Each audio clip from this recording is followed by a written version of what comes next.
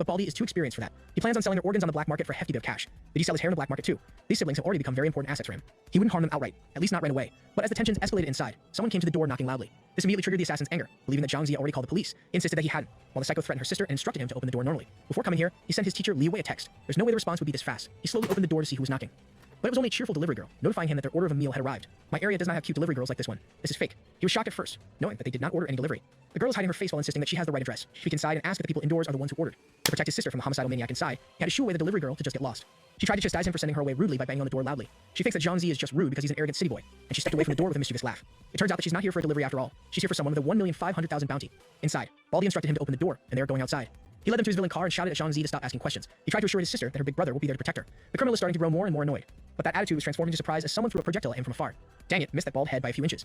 Baldy screamed at the assailant to come out or he'll kill the young girl. The familiar laugh of the delivery girl slowly got closer and closer. Now equipped with more appropriate fighting gear, she wielded a sharp dagger aiming for Baldy's head. That outfit alone has infinite defense. Zhang Zi recognized the girl as the delivery girl who had just arrived, while Baldy knew that she was a bounty hunter. She told the hitman not to judge the book by its cover, and this girl does not have much cover. She immediately went on the offensive, throwing multiple daggers at the criminal. Baldy only laughed at this attack, as he could just use his hostage as a shield. Zhang Zi had no choice but to intervene since his sister was in the line of fire. She anticipated it. One of the daggers flew by, nearly hitting the criminal and separating him from the hostage. Zhang Zi took advantage of this opening to get his sister to safety. He moved so quickly that Baldy almost stumbled. It turned out that Zhang Zi put all his agility into effect by catching the flying daggers with his bare hands. Now, even the bounty hunter was on his hate list for almost harming his little sister. The bounty hunter insisted that it wasn't her fault that his sister was in her way. Baldy couldn't help but laugh at this exchange. He originally hadn't wanted to kill anyone today, but it seemed like that was impossible. Now that the hostage was out of the way, the bounty hunter could go wild with her daggers. The hitman's composure remained sky high, ready for the mysterious girl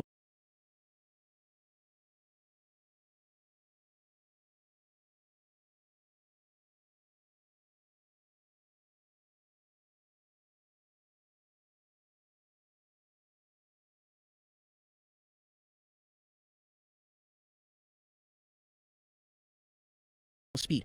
But behind his glasses, deep within his eyes was a terrifying power. Oh snap, Ball Boy is about to go code geese on them. The eye that his scar crossed through emitted mysterious signals that took over the bounty hunter. Knowing that this girl had attributes heavily focused on agility, her mental fortitude must be weak. She wouldn't be able to escape his mind control ability. The possibility of this ability is endless, and it went to an actual serial killer. Anyone who tried to catch him was sent to hell. Zhang Zi caught on that this criminal specialized in mental spirit techniques. If that was the case, he had to make use of this chance to pounce and kill. Right now, all he could think about was taking advantage of his speed. Baldy pulled out a gun, ready to finish off the bounty hunter. Zhang Zi was too fast for him, delivering a punch to the stomach that did the job. He attempted to aim the pistol at our MC, but his slow hands proved to be his downfall as the gun was smacked out of his grasp. I guess fists are stronger than bullets from now on. He couldn't believe how fast this kid was, but Zhang Zi knew he had been lucky that this dumbass hadn't taken the pistol from the start. His sister went to his side to check on him while Baldy lay unconscious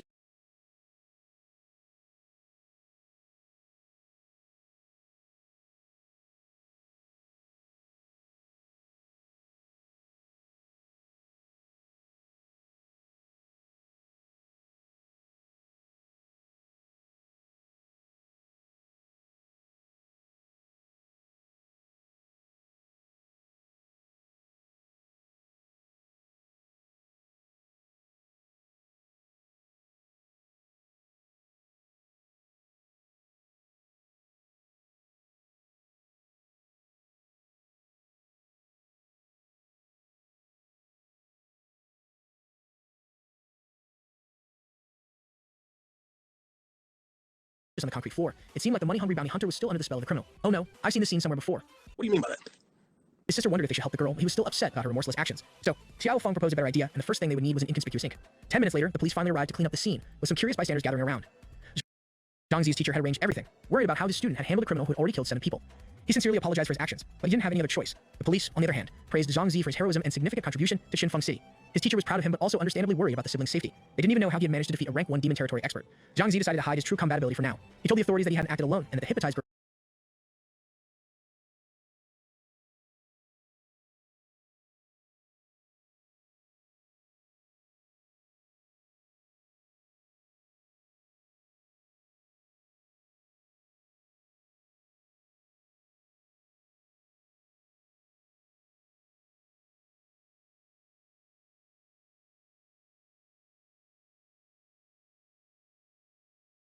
had helped him immensely.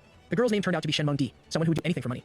She was a bounty hunter and a veteran rank 1 demon territory expert. She had captured many criminals but had also caused many troubles for the police. However, this formidable woman's face looked quite different than usual. Various drawings were scattered across her face. That's child's play. I can imagine more devious things to draw. The authorities would take her and the criminal back to the station first, with Baldi Huang Hanfei's bounty being 1.5 million. Zhang Zi would split it with Shenmeng Di. After a few days, they could come to the station to collect the reward. No bro, like this video if you would take the whole 1.5 million reward for yourself. It will get 750,000, just like that. They thanked the authorities, as this would be a massive help for Xiao Feng's hospital fees for her kidneys. The next day arrived, and the apartment of the criminal next door had been declared a crime scene. Since Zhang Zi had cleared the death territory, he should be able to roam freely on floor 4. His wristwatch began to activate as he looked forward to exploring the 4th floor territory. This boy has an 8 p.m. routine on his bed, just like everyone teenager out there. He was teleported to the barren wasteland known as the 4th floor. Inside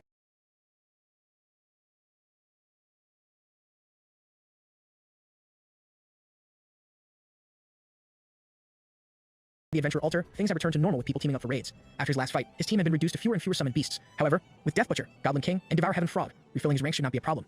He browsed through the Demon Territory 4 guide to see which monsters inhabited this floor. Orcs and Birdmen populated this floor. Ayo, that Birdman is looking a little too human-like in some areas. At the helm of it all was the boss Minotaur.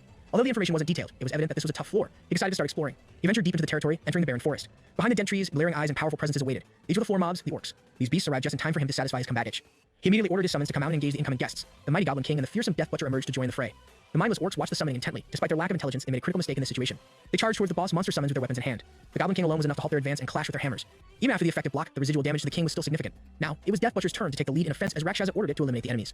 The meat hook on the chain swung through the air, attacking the orcs two at a time. Even Rakshasa was surprised by the high damage output. Yet, behind him, the Birdman's deadly talon was already descending. Fortunately, Rakshasa's exceptional agility allowed him to swiftly evade the attack. If I'm in this floor, these birds would need that agility to run away from me.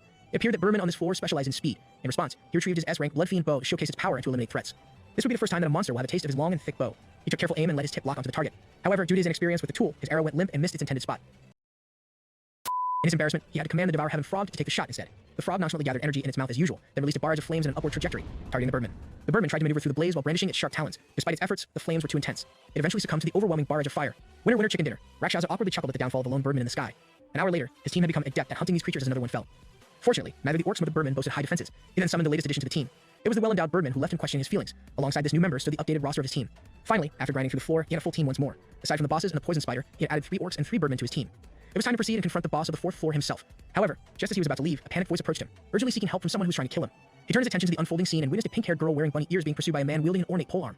That's the most dangerous monster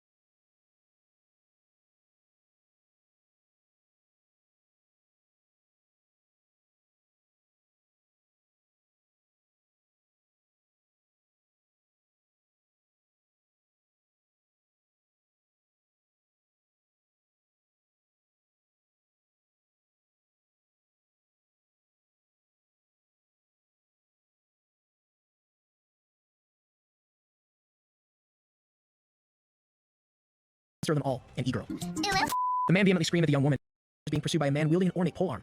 That's the most dangerous monster of them all, an e-girl. The man vehemently screamed at the young woman, imploring her to stop running away. This kind of situation was happening to Rakshasa far too often. It would be better for him to simply mind his own business from now on. However, the young woman named Moonlight Bunny had already grabbed onto his legs while begging to be saved. She even enhanced her performance with real tears, claiming that the man behind her was trying to kill her. Rakshasa instructed Moonlight Bunny to run to safety at the altar by herself. But as soon as the pursuer got close, Moonlight Bunny started acting as if she and Rakshasa were close companions, with him being the mastermind. Initially, Rakshasa was puzzled by the nonsense this girl was spouting. However, he realized that it was all a ruse to redirect Violent Dragon King's anger and murderous intentions toward him. He attempted to reason with Violent Dragon King, insisting that he didn't even know this e-girl, but his words only fueled Violent Dragon King's rage, as he saw Rakshasa as someone who discarded companions. With the young lady still clutching his leg, Violent Dragon King unleashed his special skill, the Shock Mountain Swing, a deadly combination of a bad temper and craziness. Meanwhile, Moonlight Bunny had already made her escape from the scene with a mischievous laugh. Rakshasa was informed that the girl had even stolen 3 intermediate soul orbs from his inventory. Suddenly, it became clear why she was being relentlessly pursued. She belongs to the streets. As Violent Dragon King descended with his attack, Rakshasa tried to explain that he was also a victim of her theft. However, Violent Dragon King was fed up with deception and wanted destruction. I don't want peace. I want problems, always. Observing the stubbornness, however, Violent Dragon King was fed up with deception and wanted destruction. I don't want peace. I want problems, always. Observing the stubbornness and foolishness of his opponent, Rakshasa understood that this confrontation wouldn't end without a fight. He initiated his defense by summoning a poison spider to launch a web attack. The sight of a second floor monster on the 4th floor left the guy bewildered. Realizing that Rakshasa's talent skill involved summoning monsters, he started to panic. Things took an even more menacing turn when Rakshasa summoned the massive Devour Heaven Frog. The frog's presence sent a shiver down Violent Dragon King's spine. Rakshasa wasted no time and ordered fireballs to neutralize his foe. Using your balls against another man is kind of sus. The intense flames consumed the adventurer entirely. The power of this classic combination was as reliable as ever. Wounded and charred, Violent Dragon King threw a tantrum, demanding a one-on-one close combat duel. He downed a potion from his well-equipped arsenal, enhancing his combat abilities dramatically. The potion granted him a formidable boost and exuded an intimidating aura that shattered the spider's web. Rakshasa needed to be cautious of the effects of the potion the guy had consumed. Violet Dragon King pressed on with his strong polearm in hand. Fortunately, Rakshasa's high agility made him incredibly elusive. The guy's frustration grew as he struggled to counter Rakshasa's nimble attacks and defensive maneuvers. Nevertheless, Violet Dragon King refused to yield. He was determined to triumph over Rakshasa's trickery. However, his determination wavered when his strikes were deftly blocked by a powerful and sinister blade. The source of this intervention was none other than the formidable Goblin King. Despite its origin on the 3rd floor, this boss would still pose a challenge to most skilled adventurers if faced solo. Recognizing this, Rakshasa aimed to secure his victory by summoning the mightiest member of his team, the grotesque and formidable Death Butcher from the Death Territory. Confronted by this lethal duo, Violet Dragon King's fear overcame him, causing him to lose his grip on his weapon. He had no choice but to plead with Rakshasa to halt the battle, surrendering peacefully. Even in his surrender, he insisted that they should have engaged in a fair man-to-man fight without summoning creatures. However, his inability to understand that Rakshasa's talent skill was his strength demonstrated his lack of comprehension. In an effort to clear things up, Rakshasa inquired about what Moonlight Bunny had stolen from him. This question reignited Violet Dragon King's anger toward the thief. Rakshasa had to reiterate that he didn't know the girl and had been a victim of her theft as well. As evidence, he displayed the notification logs to this dim-witted opponent. Despite threats and demands for a one-on-one duel, the guy simply brushed it all off, having completely misunderstood the situation. The Violet Dragon King awkwardly tried to apologize for his rash actions and admitted his mistake. Even though the guy was stubborn, he had pretty good values and could recognize his wrongs and correct them. Believing that fate had brought them together that day, the guy proposed that they should be friends. It was Rakshasa's first time encountering someone as straightforward as this guy, a personality that matched his taste.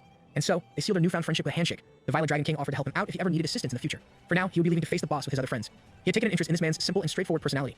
A classic dumbass with a heart of gold. However, he had wasted so much time already and needed to head to the 4th floor boss immediately. The entire floor was constructed like a maze. Without a map, he would have been lost. Following the map, he only needed to pass through the woods to reach his destination. After a few minutes, he arrived at the wild stone desert forest and heard a familiar voice screaming for help once again. He recognized the girly voice as belonging to the thief, Moonlight Bunny. She was hiding behind a glacier spell while the Minotaur boss swung its giant axe to break the ice. This Minotaur leader was the apex monster on the whole floor.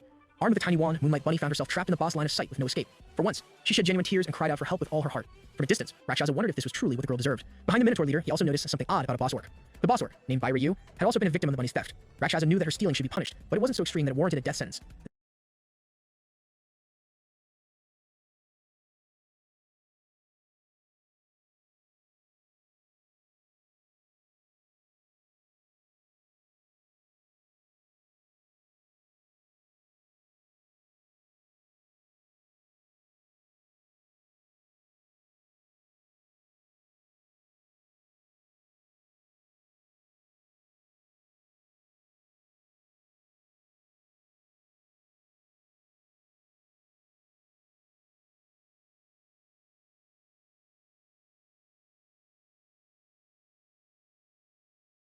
Named Bai Ryu, had also been a victim of the bunny's theft. Rakshasa knew that her stealing should be punished, but it wasn't so extreme that it warranted a death sentence.